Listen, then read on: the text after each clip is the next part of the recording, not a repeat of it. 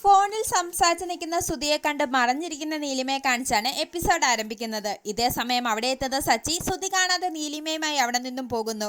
ശേഷം ഇനിയും നമുക്ക് വീട്ടിൽ പോകാമെന്ന് പറയുന്ന ശ്രുതിയോട് ഇനിയും ചടങ്ങുകൾ ഉണ്ടെന്ന് ചന്ദ്രമതി പറയുന്നു. ഇത് കേൾക്കുന്ന രേവതി ഇപ്പോൾ തന്നെ ശ്രുതിക്ക് തീരെ വയ്യ എന്ന് പറയുമ്പോൾ ചന്ദ്രമതി രേവതിയോട് ദേഷ്യപ്പെടുന്നു. ശേഷം തിരുമേനി വന്ന് ശ്രുതിയുടെ അച്ഛൻ്റെ പേരും നക്ഷത്രവും ചോദിക്കുന്നതോടെ ശ്രുതി ഞെട്ടിപ്പോവുകയും ഒരുവിധം ജയമോഹൻ ഭരണി നക്ഷത്രം എന്നൊക്കെ പറഞ്ഞ് ഒപ്പിക്കുകയും ചെയ്യുന്നു. എന്നാൽ ശ്രുതിയുടെ പെരുമാറ്റത്തിൽ രേവതിക്ക് സംശയം തോന്നുന്നു. പിന്നീട് 48 ദിവസത്തെ കഠിന വ്രതത്തെപ്പറ്റി തിരുമേനി പറയുന്നത് കേട്ട് ശ്രുതി ഞെട്ടിപ്പോകുന്നു.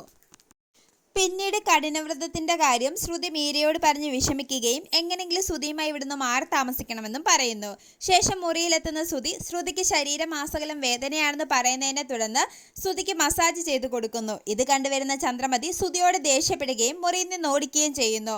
തുടർന്ന് വ്രതം തെറ്റിച്ചാൽ നീ വിവരം അറിയുമെന്ന് പറഞ്ഞ് ചന്ദ്രമതി ശ്രുതിനെ ഭീഷണിപ്പെടുത്തുന്നു.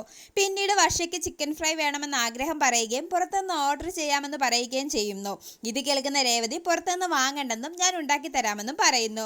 ഇത് കേട്ട് വരുന്ന ചന്ദ്രമതി ശ്രുതി വ്രതത്തിലായതുകൊണ്ട് ഇറച്ചി മീനുമൊന്നും ഈ വീട്ടിലുണ്ടാക്കാൻ പറ്റില്ലെന്ന് പറയുന്നു. ഇതേ സമയം അവിടെ എത്തുന്ന സച്ചി ചന്ദ്രമതിനെ കളിയാക്കുന്നു. ശേഷം ശ്രുതിയുടെ വ്രതം കഴിയുന്നവരെ തൽക്കാലം ഇറച്ചി മീനുമൊന്നും നമുക്ക് വേണ്ട എന്നും അത് കഴിഞ്ഞ് മോൾക്ക് വേണ്ടതെല്ലാം ഞാൻ ഉണ്ടാക്കി തരാമെന്നും വർഷയോട് രേവതി പറയുന്നു. ശേഷം ശ്രുതിക്ക് ഭക്ഷണം ഉണ്ടാക്കി കൊടുക്കാൻ പറയുന്ന ചന്ദ്രമതിയോട് ശ്രുതി തനിയെ ഭക്ഷണം ഉണ്ടാക്കി കഴിക്കണമെന്നും അതാണ് ആചാരമെന്നും സച്ചി പറയുന്നു. തുടർന്ന് ചന്ദ്രമതി രേവതിക്ക് പകരം നീ ഭക്ഷണം ഉണ്ടാക്കാൻ ശ്രുതിയോട് പറയുന്നതോടെ ശ്രുതിക്ക് ദേഷ്യം വരികയും അടുക്കളയിലേക്ക് പോവുകയും ചെയ്യുന്നു. തുടർന്ന് പിന്നാലെ അടുക്കളയിലേക്ക് പോകാൻ ഒരുങ്ങുന്ന രേവതിയോട് മോള് മുറിയിൽ പോയി റെസ്റ്റ് എടുക്കാൻ പറയുന്ന രവീന്ദ്രനെ കാണിച്ച് എപ്പിസോഡ് അവസാനിക്കുന്നു.